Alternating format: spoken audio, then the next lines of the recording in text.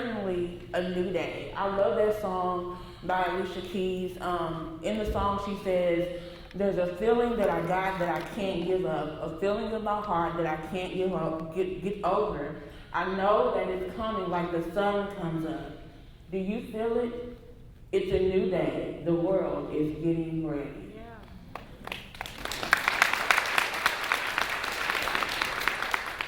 Slowly but surely, the world is changing. One book like Wonder at a time, one story like August Pullman, one touch life at a time like yours and mine.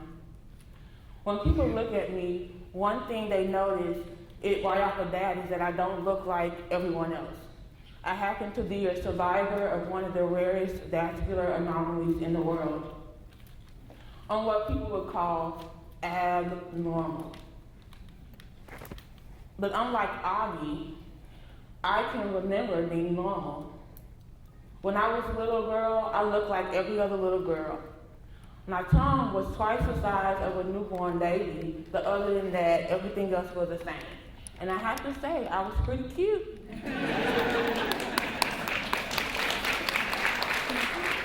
As I grew older, 8 or 9, my mother would dress me to the T. She's what I would consider a fashionista.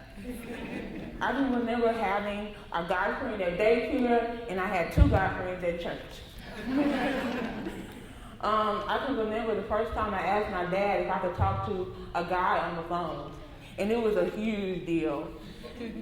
So that night I got on my phone and I said hello, and he said hello, and then we sat there in silence for about 10 minutes. My girlfriend kept trying to get me to say something, and I was so nervous I couldn't think of anything to say, but I hung up that phone and I felt like progress had been made. I felt like I was on my way to my first miniature relationship. I said to myself, not dad, not dad. Then around 10 or 11 years old, things began to change for me.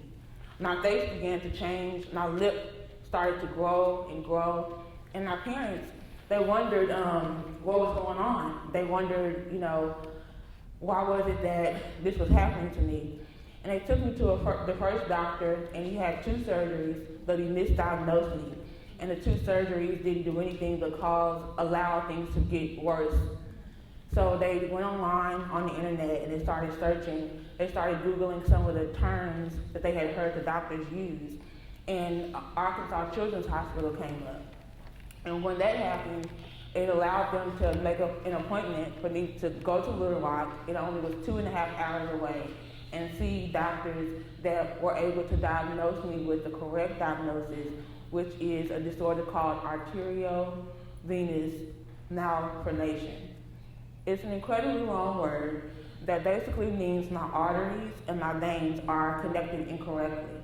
And it causes too much blood to rush through the area, and it causes everything to grow, and it destroys everything in its way. Whether that be your face, whether that be your eye, I have a friend who's missing an eye, or whether if it gets into your brain, you can have strokes and aneurysms and that kind of thing. Some of the most severe cases I know of people that have either died or their family members have passed away because of this disorder. From 10 to 24 years old, I've had at least 33 surgeries. I stopped counting. At least 33 times I've heard the doctor say, okay, I think we need to have another one. 33 times I've had anesthesia. 33 times of praying that God would allow me to pull through. 33 times of waking up with nausea. 33 times of going through the recovery process to get back to my version of healthy and stable. During this time, I've had parts of my tongue removed.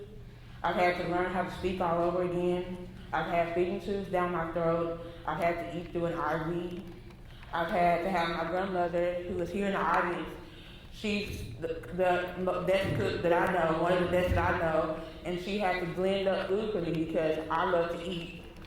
And I wasn't going to go without food for too long, so she had to blend food in the blender and stick it in a syringe so that I could eat it when I had surgery for my tongue. Then I had a surgery that caused part of my face to be paralyzed. I got an infection after one procedure, and it basically undid all of their work, and so they had to take a section of my face off, and they replaced it with tissue from my back and my stomach.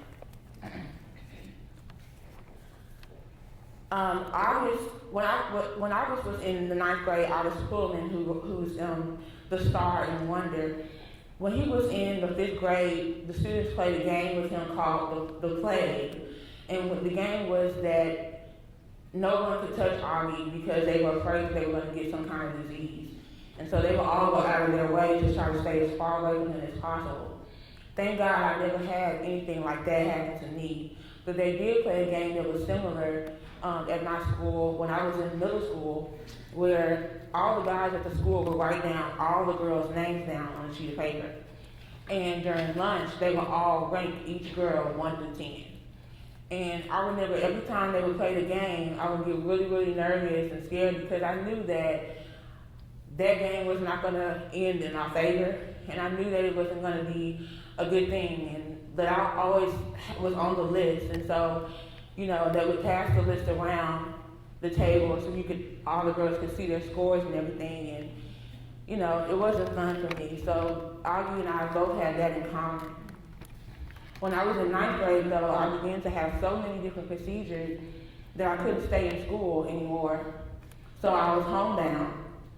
And I had 3 years from 10th grade to 12th grade where I had to take all my classes from home.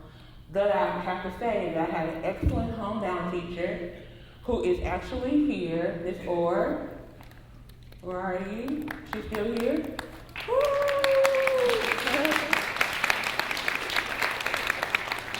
And she made my experience as pleasant as it could be. But for someone like me who was outgoing, I was always in theater, I was in the SGA, it was an incredible experience to go from being so outgoing to now having to be at home for 3 years straight.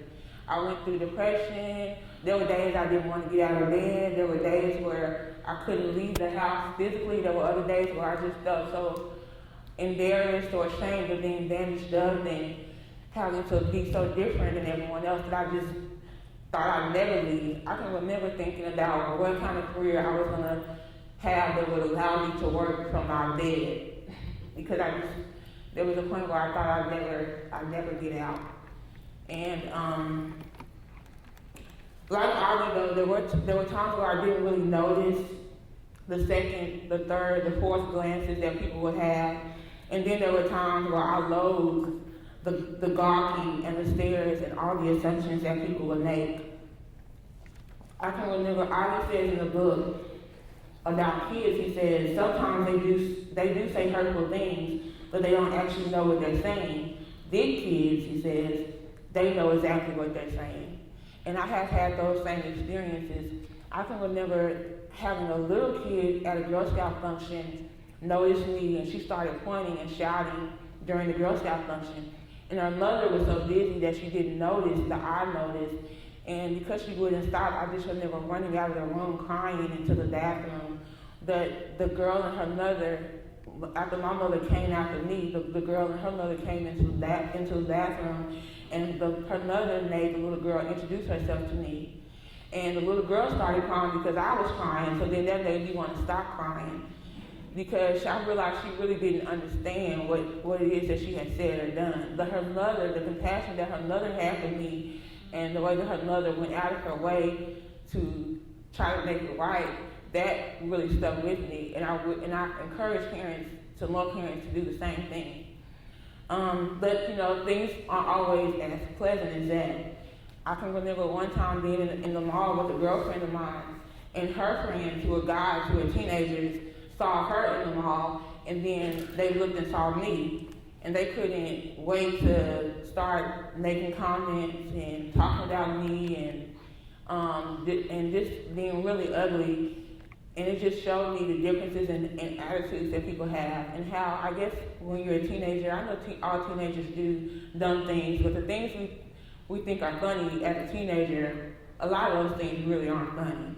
So we kind of have to learn. I hope that as we get older, we learn, and I'm sure we do. We have to start learning at a younger age what's funny and what's something that we should be compassionate about, and as the book says, be kind-hearted about.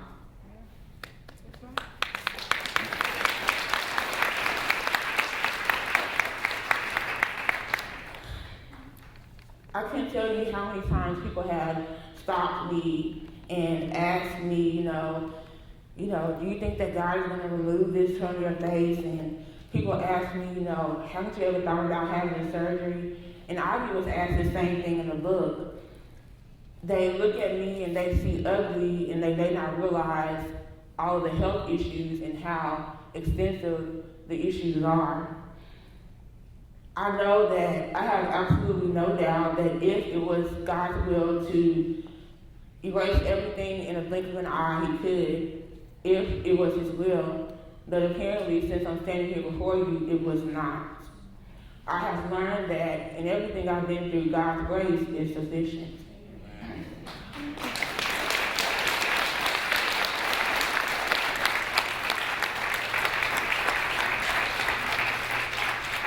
I was able to graduate from Germantown High School in the top 25 in my class, and I got a full scholarship to MTSU.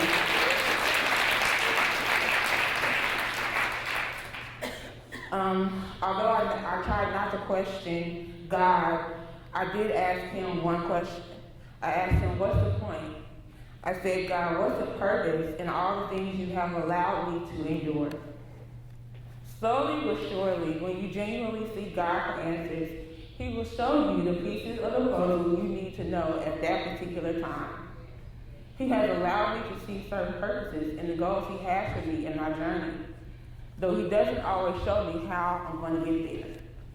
For example, when I was a little girl, I told my mother that all the things I had been through were for a reason, and I knew that one day I'd end up helping a lot of people. I had joined the Girl Scouts before I even started having surgeries, and even though I was always seeming to be recuperating from some procedure, I still kept up with everything all the assignments that everyone else had to do. And as a senior Girl Scout, you had to do a community service project. And so I decided to do a project where I would collect pajamas, new pajamas, for kids in hospitals. And I decided to do this because I don't know if you guys have ever been in the hospital, but when you're in the hospital, they make you wear those gowns with the back out. And it's not fun, and it's not cute, and it's gray. And I said, no, we have to do something about this for kids.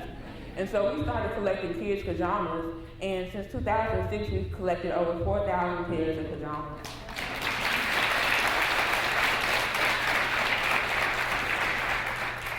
After MTSU, I continued my project through undergrad, and after MTSU, I was able to get a full scholarship to Syracuse University, where I studied television and film production. So, looking back, when I was at SU, I actually started the program on my birthday, and I can remember not having any friends, and I didn't have anyone to hang out with, and it was almost like starting over. But I remember my mother telling me, she reminded me, you know what, you've been here before. And the truth was I had. It was nothing new. It was just a continuation of yet another hurdle that I had to endure and overcome. Looking back, I don't think it's a coincidence that one of the classes that we all had to take was a documentary filmmaking class. And my teacher coincidentally decided that this year we were going to do projects on each other. I don't think it's a coincidence that I was one of the handful of students he selected out of 40 plus kids to have a story done on them. That day, the day we had to actually do our showcase, I was very hesitant. I was very apprehensive because I didn't know what the other kids would think about the short film about my story. I was thinking to myself, now my classmates will get to hear my story. As my face appeared on the screen, it was oversized, and it was scarred up, and it was disfigured. I just squirmed in my chair. But what it did was, it created a dialogue between me and my classmates. It broke down a wall to where after they were able to see this little 5-minute clip, they were able to get a glimpse into my life, and they were able to start to not see me as that disfigured girl, but to see me as Jazz. and that changed everything.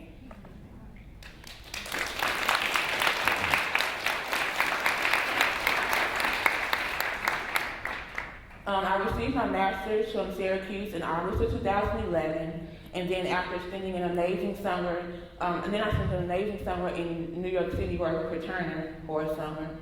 Everyone told me that I would get hired right away. I came back to Memphis just knowing that I would be able to turn all my contacts that I made into a job. I have rescheduled my surgery I rescheduled the surgery, and I asked my doctor to do less than he needed to do because I just knew I was going to be getting to work as soon as possible. And each opportunity that I received fell through. So I started to wonder, God, what are you doing? My doctor decided to go back and have the procedure that he had intended to have. And it was during this procedure that he told me that at 71 years old, he was ready to retire the night before he found a cure for my disorder. And I knew at that moment that the reason why I had gone to Syracuse and I had been through everything that I had with not finding a job was because I needed to take on the responsibility of not only telling my own story, but telling other stories of other survivors so that I could help him get the money and the funding and the platform that he needed to find a cure.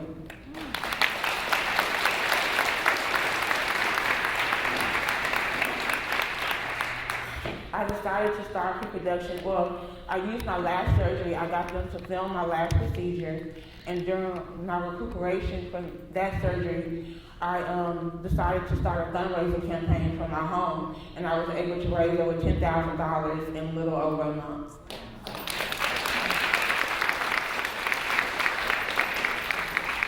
We created a teaser that you guys saw earlier, and now we're in production on a short film that we wanted to use to approach potential investors and corporate sponsors to be able to finish the film and find network distribution on television.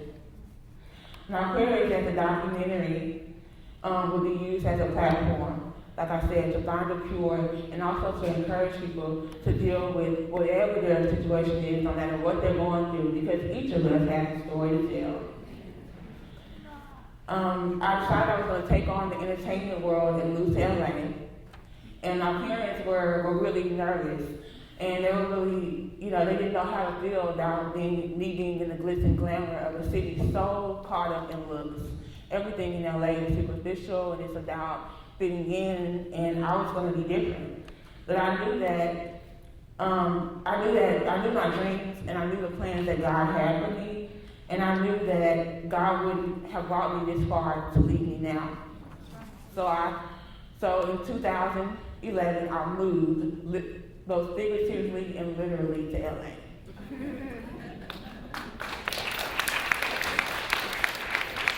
One year later, I've done more than I ever thought I could do.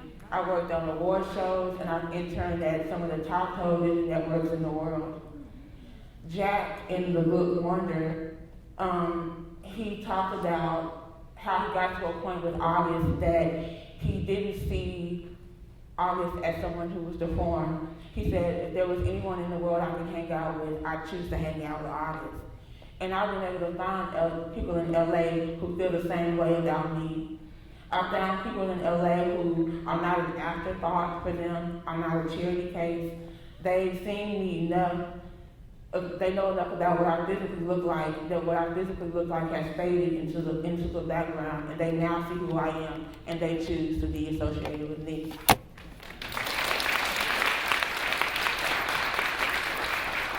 God has done so much work in my life on me in this 1 year alone. I am teetering between humility and persistence with little more than faith and a dream. But I'm not afraid. I am ready to move forward once again, to move forward, to stroke the tide or wade against it, and to ultimately, as the Leanne Rhymes song says, to dance.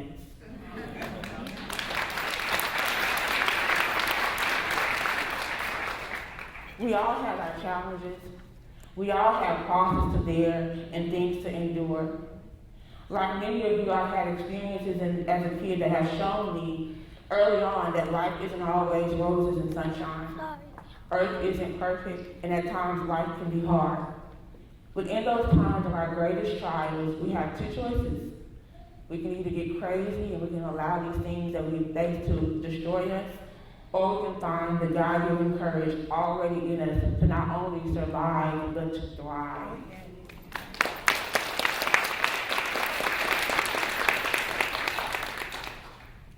A fellow ADMer who has an ADM in her brain, she's dealing with a totally different set of issues that I am, but one of the things she's dealing with right now is depression. And she's actually going to be featured, one of the people that I plan to feature in my documentary.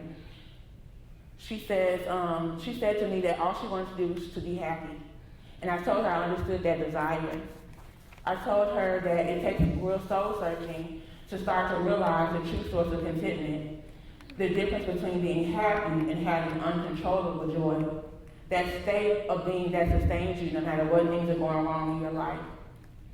I said, I can tell you, for me, finding the higher purpose for my life has been the key in dealing with everything that I've had to go through. You see, people tend to want to rush through their valleys to get to their peaks.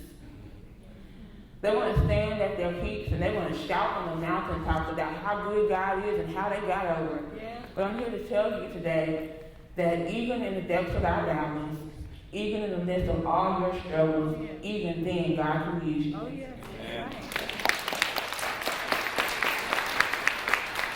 So I truly believe that Alicia Keys said it best. There's a feeling that I have that I can't give up. A feeling in my heart that I can't get over. I know that it's coming like the sun comes up. A new day. We are all getting ready for a new day. My documentary, this book, you all being here today is a sign of that. You know, we are all on the verge of something new, a new way of thinking, a new way of treating one another, and I can't wait to see what's next for all of us, because we are truly, as my documentary title says, we are all more than skin deep. Thank you.